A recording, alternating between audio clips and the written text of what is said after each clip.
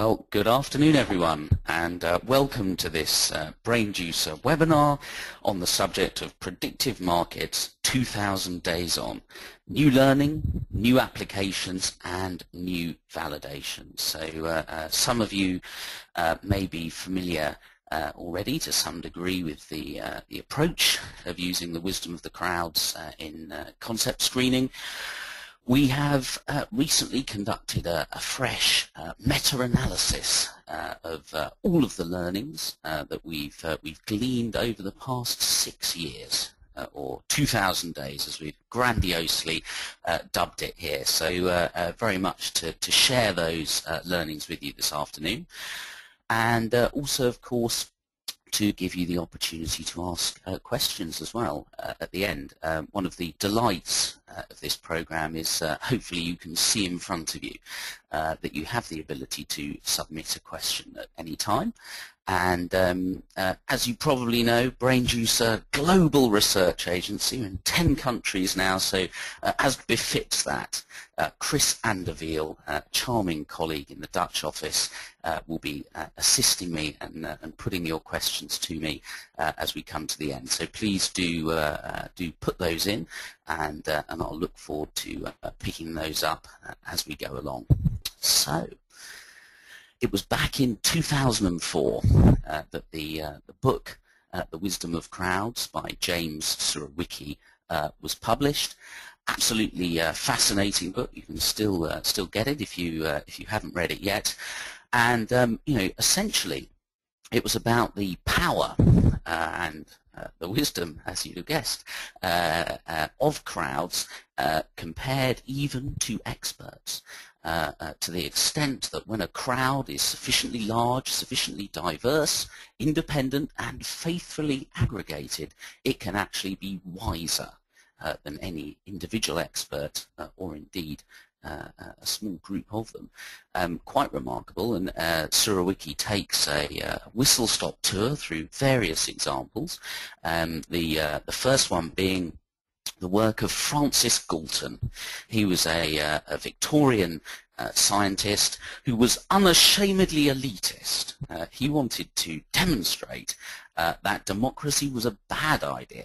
That was the hypothesis, that the crowd couldn't be trusted. So he set out to, he got an ox that had been slaughtered and dressed, and he asked people in this market to guess the weight of the ox. His idea was very much to average the guesses of the crowd, show how wrong they were, and have his livestock experts get it spot on and demonstrate the importance of leaving power within the hands of the experts. Unfortunately for Galton and fortunately for us, in fact, things worked out the other way. And as you can see there, the averaged guess of the crowd was essentially perfect and much better than any of the individuals that Galton had lined up to disprove the crowd. Thankfully, Galton was a true professional and shared his findings and verified them, and sort of gave us the first indications of the power of a crowd in that respect. And then you come right through to much nearer the present day. To the example there on the right of the Iowa electronic market. So this is a market where 500 Americans have been betting on the outcome of various elections over the past 20 years. And the aggregated prediction from the Iowa electronic market has been more accurate than the most accurate of opinion polls, 3/4 of the time across all of those elections. Now, isn't that quite remarkable when you think especially that opinion polling is the gold standard of market research, if you like? You know, we go out, we try and have a huge sample, make sure that we've covered all the sort of regions, age breaks, social and economic class as well, and still these people, this crowd getting together, big enough crowd, actually being more accurate than those opinion polls. So a remarkable example. But of course, there were certain conditions which Surowiecki pointed out that were necessary for a crowd to be wise. So you can see here, the crowd needs to be diverse. Fair enough. It needs to be independent. So in other words, actually no conferring between the people in the crowd. Each individual's making their judgment, and then that's being aggregated together. And the other key thing being that those judgments are faithfully aggregated. So in other words, nobody is weighted up or weighted down on the basis of their perceived expertise. The idea being very much, as individuals, we're all a bit right about things, we're all a bit wrong about them, but if you get enough of us together and you aggregate our judgment, you'll get rid of the noise, you'll get rid of the inaccuracy, and you'll actually be left with the wisdom of the crowd. So, very exciting. and here at Brain Juicer, we thought, right, okay, let's see if we can harness then the wisdom of the crowd for the purposes of concept screening. There were certain essential elements, as you'd expect. Clearly then, if we're going to use a crowd and it's got to be diverse, then already you're moving very much away from the idea that you have a targeted sample.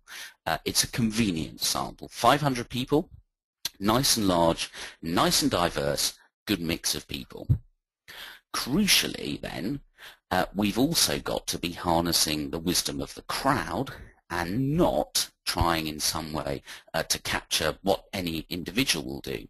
So it was absolutely critical to ask how the market would react to new concepts and not people's personal preference. So an interesting challenge there then. How can we do that? How can we make sure that people are embracing this notion of we research rather than me research? I don't like that, so I'm not going to vote in favor of it. Finally, if you're using the crowd in that way, and it's the same crowd, of course, then you're going to be looking at a comparative approach rather than a monadic one. The classic monadic approach, i.e. One sample cell sees one concept only. Okay, so how did we do it?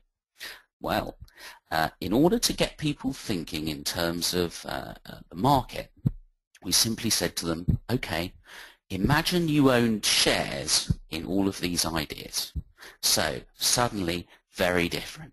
Then we're saying, right, okay, which of these ideas would you probably sell your shares in because you think that they would be unlikely to succeed in the market?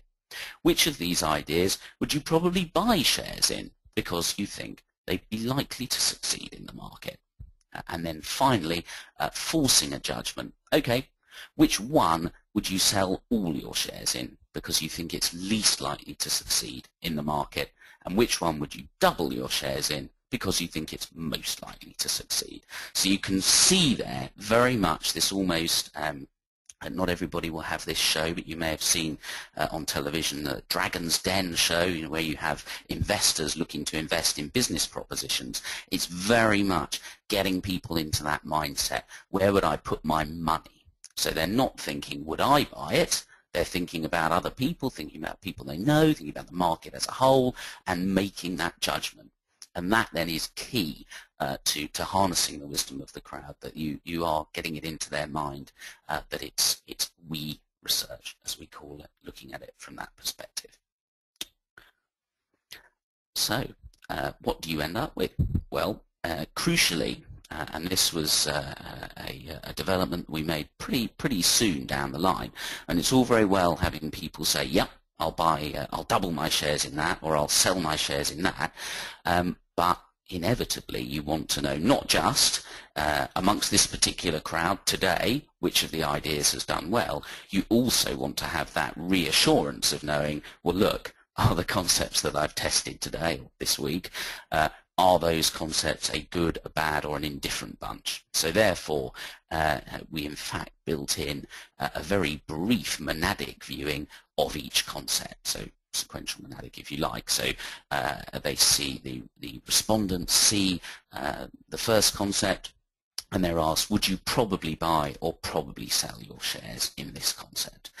So you have them actually go that way, and then that gives you a normable score, so we can always look back and say, how many people thought they'd probably buy their shares in this concept. So sort of bit of added reassurance there. And then you can see it laid out here, and you can look for any given concept. Is it in the top quartile? Is it in the second quartile? Or is it really not performing?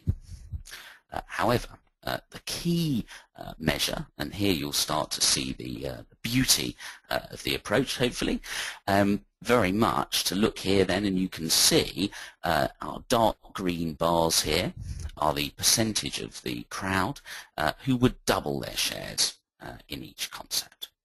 The red you can see are those saying, no, I'll sell my shares in this one. I think it's least likely to be successful in the market.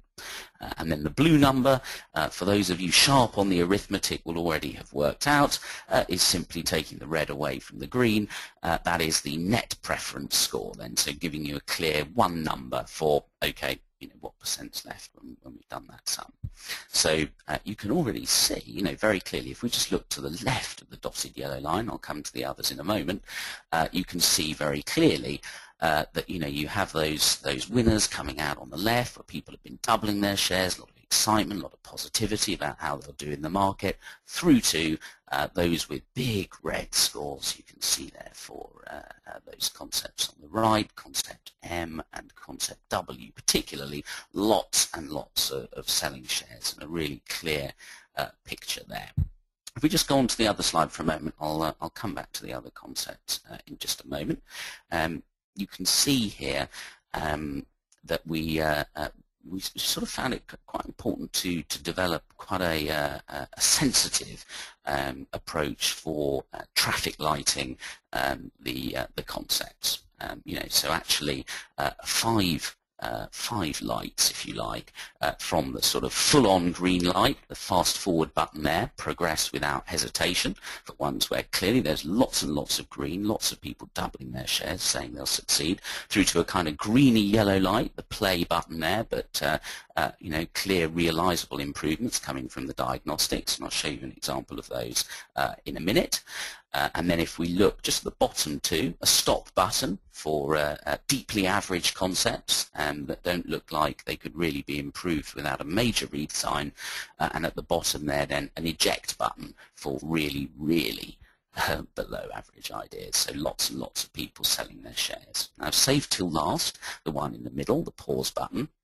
Very interesting, and something I'll give you a real-life case study in a short while, but the ability then to identify polarizing concepts. So ones where we say, well, hold on, pause it, it needs a bit of revisiting and a bit of reshaping, but what we have seen is a lot of trading of shares. So if we come back to the main chart again, and you can see here it is with the marketing recommendation traffic lights on now. Let's just look at those on the right-hand side, the ones that have the yellow pause button. So there you can see the ones where we're saying, hello, looks like there's some interest here. There's quite a lot of green, quite a lot of people doubling their shares, saying this will succeed in the market.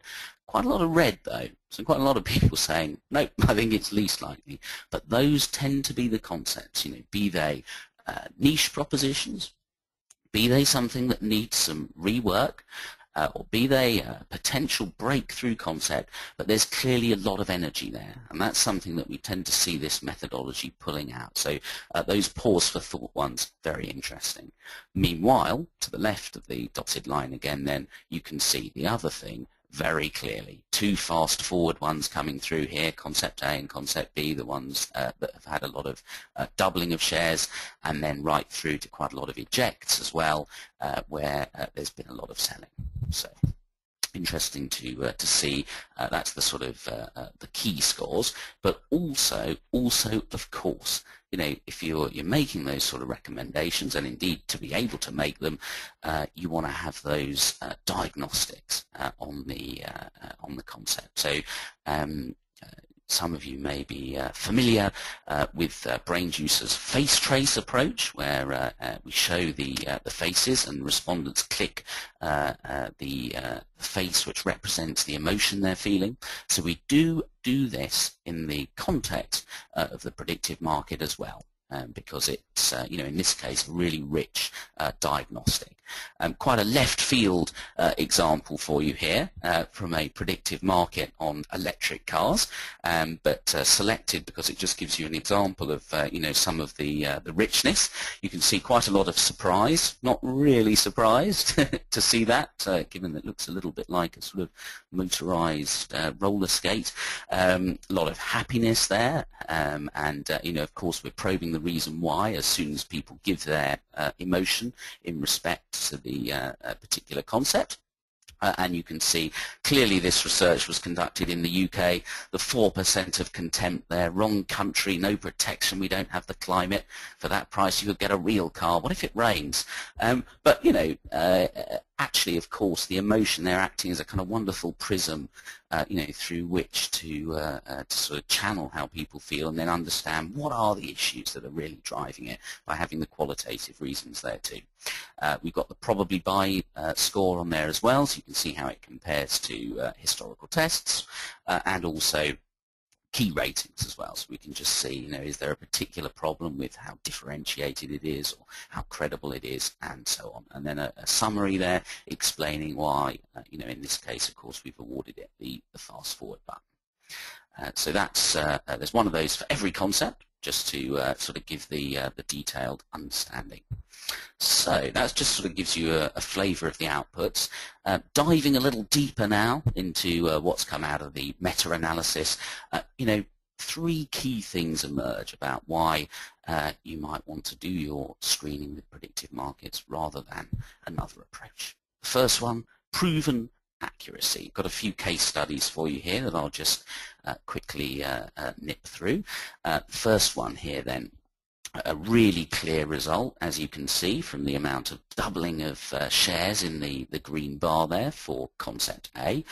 Concept A was a concept tested amongst these others, as you can see, for antiperspirant brand Lynx or Axe, depending on where you are, and the winning concept there was Lynx 3. I don't know if you're familiar with this product, but it is one which offers you a fresh morning perfume, alternatively a musky, sultry, tobacco-y aroma, and then something, well, perhaps not completely different, but a delicious mix of the two when the two fragrances are applied together. So, interesting. And you can see here from the response of the crowd, they said, yeah, it's interesting, and we think that one's going to work. We think that's going to succeed in market, and indeed it has gone on to do so.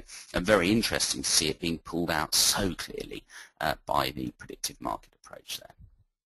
Let's have a look at another one, slightly more complex, as you can see from all the graphology going on here, if that's the right word. Essentially, 5 different range extensions for Febreze. In the monadic test, if you look there in the, you can see the grey column with the letters of the new product concepts on the right there. Then you can see the column to the right of that with the results from the monadic test. So, a little bit of a difference in the scores, but nothing too dramatic. Look instead at the results from the predictive market, and you can see a really big difference with the new product concept A pulling very clear. And again, a result of getting people to sort of make that decision about where they're going to put their imaginary money. And that result then very much reflected by what actually happened in market in terms of the market share of each of those when they were launched. So, quite a dramatic demonstration. Of course, we do know historically often a challenge with monadic testing is range extensions. People sort of, consumers tell you that they'll buy them, but, then when they're actually in the shop, how strong is the argument to change from the existing one to the new extension, perhaps not so strong. So clearly a methodology that can pick that up and say we need to push harder or we need to go with a different range extension is obviously of immense potential value. Marmite. If you know it, you either love it or hate it. Probably when I tell you that it's a vegetable extract spread, you may love or hate the very idea of it, even if you're not familiar with Marmite itself. Of course, one of the big problems with Marmite, it's a glass jar, and getting the last of it out, you need a knife, you need a teaspoon, and various other implements that haven't been invented yet. And so one of the concepts that was put forward in a predictive market with various different Marmite potential developments, one of them being Marmite soldiers, you can see there in the middle, one that was one of those slightly polarizing concepts.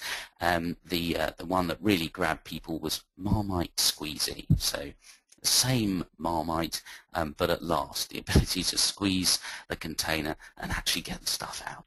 And you can see again, really clear, lots of doubling of shares for that one, and awarded a fast forward. It was loved by the crowd, and it's gone on to be a great success now that it's been launched.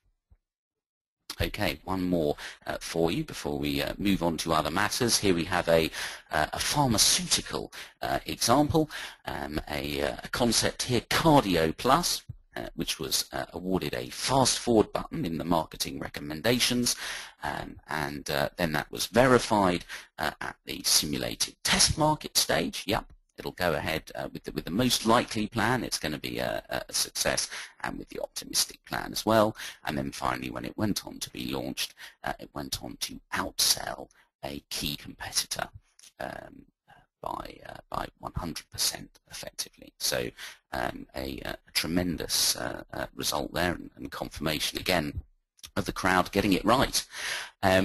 Interesting to see here in terms of as you'd expect, we'd only be doing due diligence by testing and testing again the results of the predictive market against the more traditional classical monadic approach, and you'll probably be reassured to see a correlation of 0.91 there then between the concepts green-lighted by the predictive markets approach compared to the monadic approach.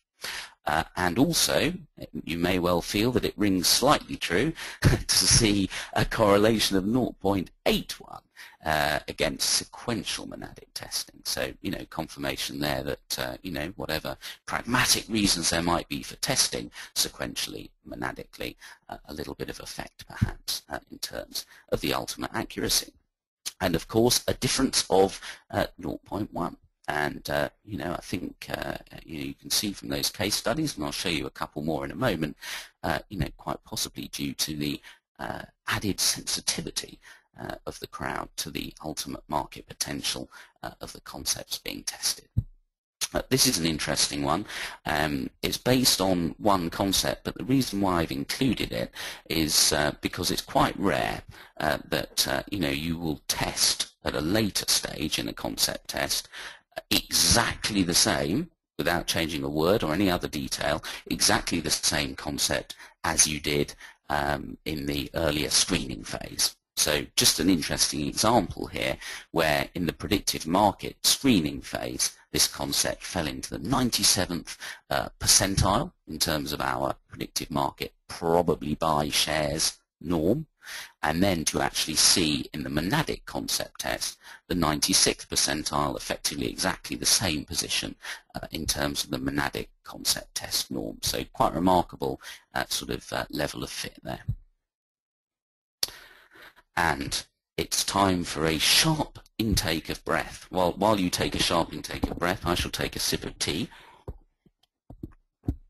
Here, quite remarkably, we do get asked a lot, how far can you take this?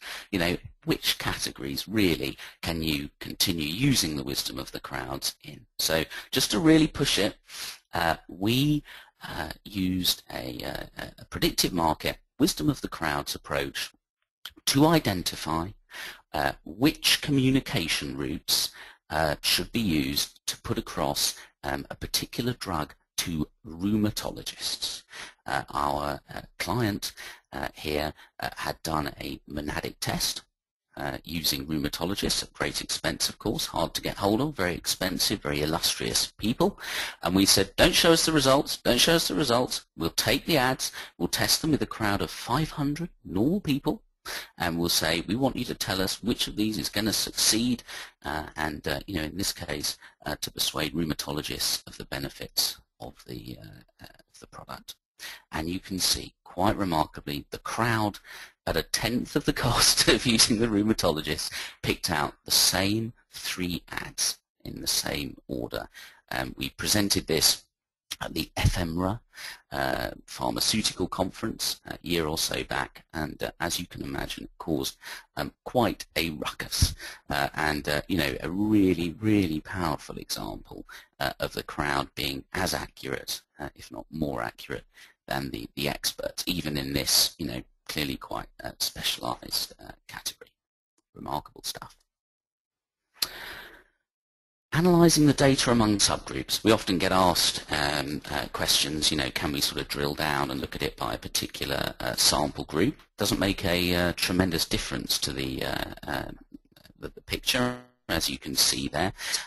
You know, two examples here, just to sort of give you some confidence: the total crowd versus the target sample. The interesting thing really is to sort of fully embrace the we research approach, and kind of move from trying to sort of drill down into the sample and say, you know, what did they think, and instead to harness the power of that crowd, harness the power of this diverse, wise crowd, and ask them, okay, tell me, who would this idea most appeal to? You can do it quantitatively, as we've done here with our electric car example. You can ask the crowd as well, you know, which occasion does this fit best with? And again, you've got that advantage that they're making that judgment dispassionately. They're thinking about the market as a whole and saying, that's where I can see it fit in. Also asking, of course, what are the main benefits, and doing that in a qualitative way, but with a quantification as well, using the mind reader you may have come across, and also how to improve the concept as well. So, you know, again, a lot of diagnostics for the concept as well, to understand, you know, is it appealing where we thought it would appeal, and so on. Also, one key learning from you know, the due diligence we've conducted, very much to see, well, look, you know, if I get a probably buy score of, in this case, 48% for a particular concept, if I test it in another test with a different bunch of concepts, you know, am I still going to get that same monadic probably buy score? You know, can I be confident in that as the norm? And you can see there, absolutely, yes, you can. You know, so you get that monadic read, and that's stable, you know, regardless of the different concepts that a particular concept might be tested amongst. Now this, for anybody who has ever tested concepts, particularly in Central and South America, you may be delighted by this chart. The age-old challenge of having to cope with 91% norm for top 2-box purchase intention in monadic concept testing, and trying to work out which one would they really buy if we put it on sale. By playing the share buying and selling game, suddenly you've taken people to a very different place, you know, to making a judgment about what's going to succeed in the market. So because they're thinking in that way, even in the probably buy norm itself, you can see for sure Central and South America still reflecting their wonderfully positive, emotional outlook, and a little bit for Turkey as well, but far less variance, as you can see, much more stable between countries compared to the quite dramatic variation that we see in monadic testing. So, you know, a sense that you're getting a you know, much more true read, perhaps, and also you know, a little bit easier to compare when you're looking between different markets and trying to balance various reports at the same time and work out what to do. You know, just a quick example here from Nigeria, you know, one of those classic high-scoring cultures, and you can see, you know, just for these 9 concepts that were tested, the pulling apart effect of asking people which would you double your shares in because you think it'll succeed, which would you sell your shares in. You know, you're really seeing people come off the fence here and be very clear about which concept or concepts have potential and which ones are deeply mediocre or worse.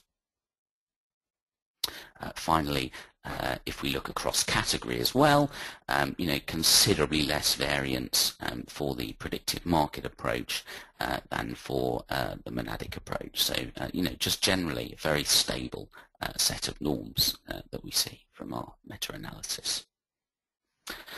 And an impressive record of predicting. Brainjuicer made £210 by betting on a series of the X Factor, managing to beat the bookies. So using the predictions from the crowd about who they thought was going to do best in the X Factor, and then the I think you'd probably call it American Idol if you're across the Atlantic. But by all means, feel free to correct me in the questions box.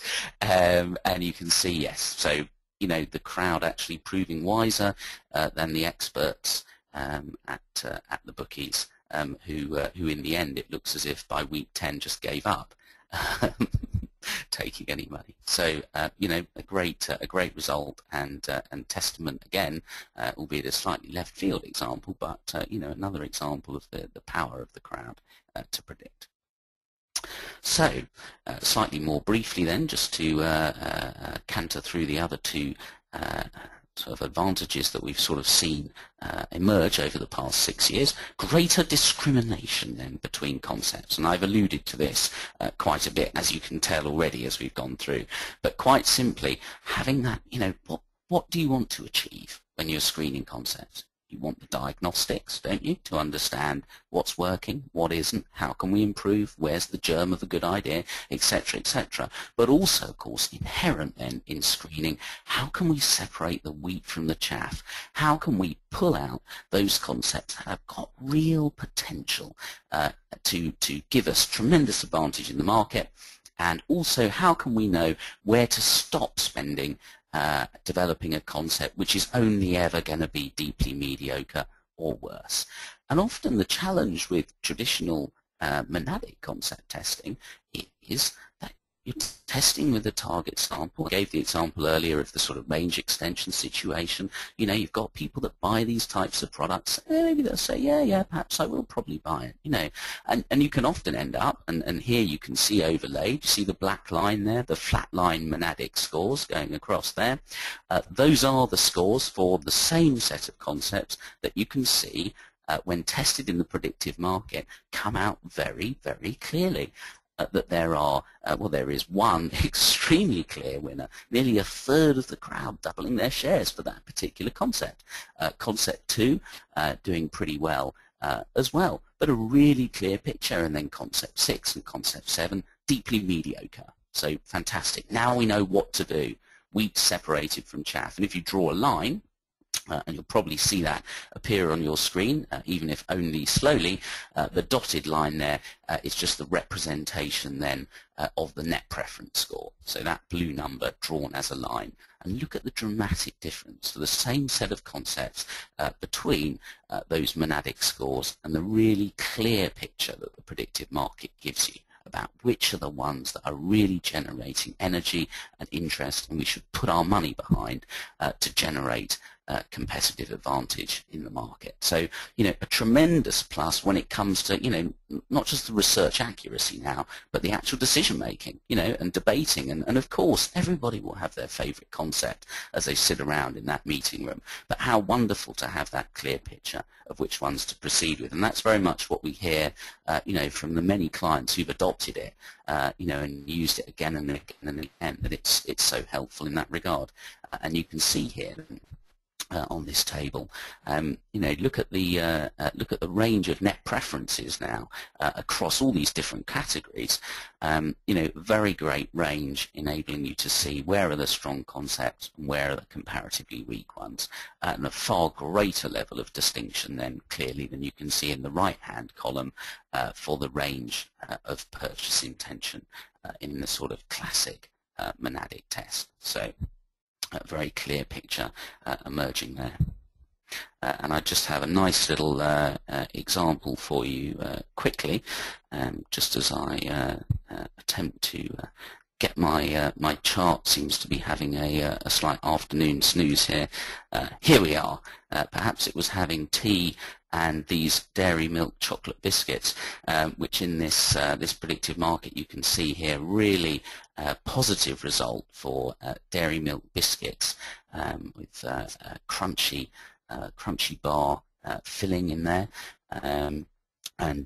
Two really strong fast-forward concepts pulled apart very much from those on the right-hand side, where you can see the sort of the long red bars denoting a lot of selling of shares. So another example of the wheat being pulled clear from the chaff, and you can see the quote there from our client, Steve Morris, that these biscuits can't be manufactured fast enough. So, just another example of, yes, the predictive market pulled them clear, but it was pulling the right ones clear, and they went on to succeed like wildfire in the market.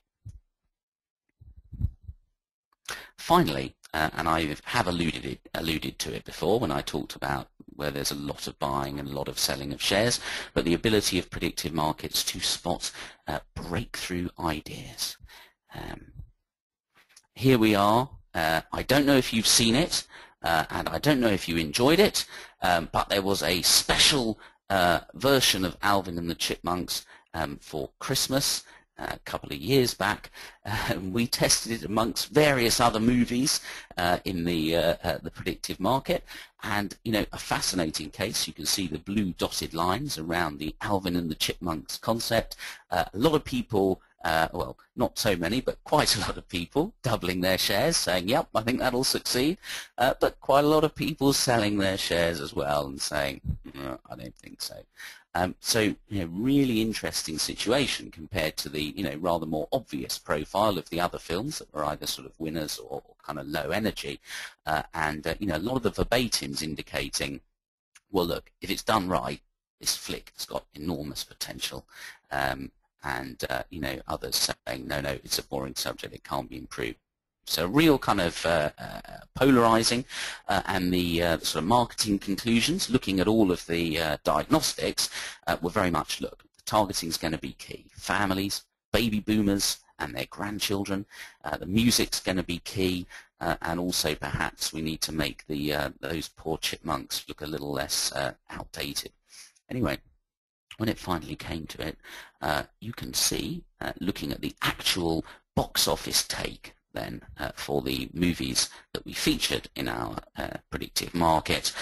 Yes, I Am Legend and National Treasure, the ones that people were particularly doubling their shares in, did indeed bring in the biggest take. But look at that, the power, with some of those modifications, the power of a polarizing concept. So $56 million there for Alvin and the Chipmunks, and you can see in the graph top right hand corner, clear correlation between the predictions of the crowd and then how things actually went on to work out in market. So they're a good example of a breakthrough concept being pulled out, spotting it with the a lot of green, a lot of red, a lot of selling, a lot of buying, and then also what are the conclusions then?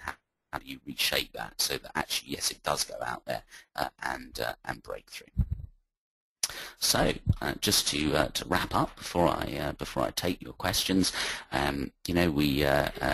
we had gathered quite a lot of understanding over the past few years, but as we've done this latest meta-analysis kind of confirmation, then that you've got the proven accuracy then with the predictive markets versus the monadic approach, greater discrimination with the predictive markets, as we saw, separating the wheat from the chaff, but nonetheless, tremendously stable norms by country and by category.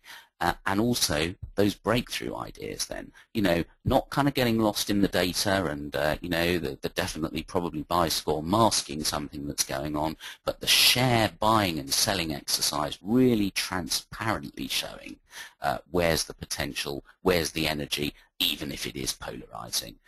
Rich qualitative diagnostics, as we saw, using the emotions and the reason for that, the mind reader question and so on. Very cost effective, as you'd expect if you're managing to test 15 ideas with a crowd of 500 people, and pretty swift as well, 2.5 weeks from brief to debrief. And then just finally here in the green, some of those things that we've seen coming through, particularly from this latest meta-analysis. I've already referred to the specifics on the countries and the categories. Also, the reassurance, a kind of little variation when you do look at the subgroup. The effectiveness in highly specialized categories. Remember the rheumatologist example, and of course a wide range of potential applications as well. So, not just FMCG, not just technology, not just pharmaceuticals, but across a wide range of categories. And again, not just concepts, also adcepts. We've done quite a lot of kind of campaign ideas, promotion ideas, quite a wide range of things actually which you can get the crowd to engage in and buy and sell shares according to how successful they think those things will be. Well, I've talked for quite a while. It's time for you to have your chance to question me. So, Chris, if you're there, thanks for helping out, and please do hit me with the first question. I will. Well, there's actually quite a few questions, and I think we start off with the first question from Liz, and it's actually in line with pretty much the end of your presentation. And she asks how well this methodology would work when testing at an early stage idea versus concepts, and how well it would work when testing ideas across a range of categories, for instance, different food categories, so within one test, I suppose. Yeah. Well, I think there's probably 3 points there. I mean, does it work at an early stage? The indications are yes, it does. Can you test different categories in the same predictive market? Yes, you can. You obviously you might, if you had a kind of grotesque imbalance, so a serious number that were all a particular category and then one or two from the other, we might just look at that and just sort of give you some advice about whether that was the best way to do it. But fundamentally, we've managed to mix things up reasonably successfully. I mean, ultimately, what people will tell you is how likely, how much market potential then, each of the concepts has being tested. But as I say, we always do look at what's coming in and make sure that that it's all going to work together, of course. All right. Then Andre has also a good question. He asks, or basically he says, you've given all advantages against monadic testing. I have a feeling that predictive markets can be used in an early stage in the innovation funnel because of its cost advantage. Would you agree? And can you give me some indication of this? Yes, absolutely. Thanks very much, Andrea, if that's getting the name right. I would agree with that. Very much. I think part of a sort of broader philosophy, isn't it?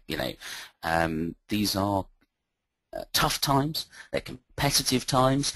We want to get the greatest advantage we can for our brands in terms of innovation. So, if you can go as wide as possible and bring in as many new ideas and new stimulus into the innovation process, but then you've got a really good cast iron, cost-effective way of screening down all those ideas without breaking the bank, well then, fantastic, because you're actually giving yourself license to be a bit more experimental and potentially, make that breakthrough discovery that's really going to resonate in the market. So absolutely agree about that kind of early stage and doing as much as you can, then narrowing down.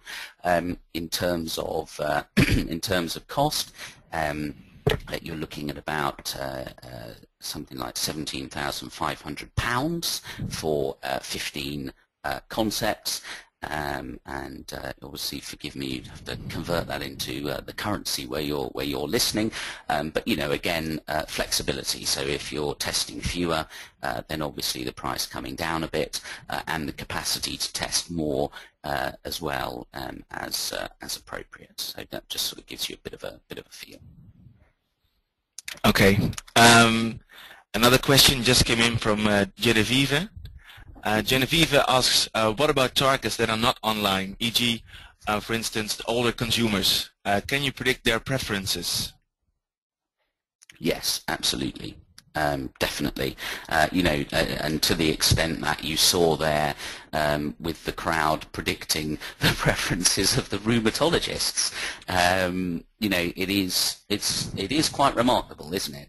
But you can see from the sort of germs of a hypothesis 6-7 years ago, to actually be in a position now where, having tested 6,000 concepts and having sort of done it across many different categories, provided you do obey those key rules which I talked about at the start, and you really do make sure therefore that you're accurately harnessing the wisdom of the crowd, then yes, they are able to make those kind of judgments. Okay, well, that's very clear. And then another one from Stefan. Stefan would like to know to what extent did the medical product concept need to be simplified in order to be understood by the crowd sample, and does this impose any limitations? Well, I think you obviously do want to make sure that your stimulus is fit for purpose, and as I say, our account teams are very much equipped to help with that, whatever kind of test it is, and I think they're clearly framing for the crowd, what the nature of the challenge was key. But it did work in that situation where where the subject matter was very technical. So again, I think it's always the case really with market research that you don't just drop things into the machine, but we do look at things and work with you. So I think of course we would want to work with you and look at that to make sure that it clearly was going to work. But as I say, from our experience, and not just in that area, but in other areas of kind of medical and technical as well, we've managed to find a way that works with the stimulus. Okay. Another question from Mark. He asks, if the predictive market is simply picking the same winners as traditional tests, why would you change to predictive markets then? Great. Thank you, Mark, for that one. I think it's a fair question, but there are several advantages I think with the predictive market. As you saw, the clear kind of validated examples from in market that the crowd is getting it right in terms of predicting the success, the concepts that are really going to do well, the clear way then that the concepts get pulled apart. So we're not actually in a situation where one of the concepts has maybe got a couple of % more on the definitely would buy. There's a tremendous danger there that you're sort of sitting in the room and you're saying, well, maybe we should keep that one in the running, but we'll have some others in there as well because it's not quite clear. Whereas with the predictive market, the evidence is there before your very eyes. This is the one, or these are the two, where people are really doubling their shares. That's where the excitement is. So you can see it and you can respond and not just say, well, that's a good one, but actually, let's get this out there as soon as we can. Like the Cadbury's biscuit example I was giving you there, ones that really came through. Okay, let's gear up around these ones. So, it is the research accuracy and of course that's key, but then it's also the clear kind of marketing decision making. And then I guess I'd just finally say, often, and particularly with more price competitive monadic, sequential monadic testing, often it's the diagnostics that are getting pared down in order to get the ideas through in a cost-effective way. With the predictive market, you're getting those rich diagnostics on each and every concept and really understanding, who are they going to appeal to, what's the occasion, etc., etc. And that's not just valuable in terms of knowing that, but of course it's valuable in the sense that if a concept has underperformed, did people not get it that we were intending it for that particular occasion? Or perhaps it simply doesn't fit that occasion. But it doesn't matter which. The important thing is we're able to look and see and understand, in terms of future learning and maybe coming back again and testing again. Okay, thanks. That's a very clear answer, Will. And then a short practical question from Stefan. He asks how many concepts can be tested in one time? What's the maximum? Yeah. As I say, the sort of, you've kind of seen and quite a few examples here with the sort of 15 or thereabouts, but we do go as low as 5 or 6, and in fact we can actually go higher as well. And then you're obviously needing to kind of have a rotation, which obviously takes a lot of programming and attention to make sure that it all works perfectly. But you can actually go above 15 as well. Okay, thanks. Well, then another question from Genevieve. What Genevieve would like to know is what's the size of the concept, and do you include specifications such as size, price, etc.? Well, as we know, the golden rule for concept testing is, at the very least, to make sure that you've got the same for each one. And I think that's the thing that we'd stress more than anything else. Some clients test with an insight, others test without, and then I think you're into the into the realms of very much the usual kind of things. So would you have kind of mood imagery? Probably not, but if there was going to be a lot of above-the-line support for whatever you did, then you might think about that. But if not, probably more stripped down. So, again, a discussion to have about, what's appropriate. Just as a matter of, I suppose it depends, doesn't it? Sometimes people will be testing formats. And that will be, the essence of the MPD. So then clearly size, is clearly going to be more significant, and so that people grasp, oh, this is the smaller squeezable version or whatever it may be. Other times, if it's, an idea that isn't related to the format, then that may be less appropriate. So I think, again, something we can discuss and make sure that every concept has the, the appropriate information and the appropriate chance. Okay. Well, I think we're nearing the end of our list of questions. I think there's maybe one or two. This one is from Adrian. Adrian is curious whether there's any area where you'd caution against using predictive markets. I don't think we've really come across anything where it didn't work. I think if you've got something that you think is going to be a challenge, bring it to us. We can look at it. We can help work with you, and and as I say, have a look at the stimulus, and make sure with all the learnings that we've got that it's that it's going to work. But I think that's the thing. I think if you have the sort of intelligent researchers helping with the process, then it should work out okay, and that's been our experience so far. Okay. Well, then there's a question from Laura. Do you think we research concepts is equally effective across various global cultures and communities? Yes.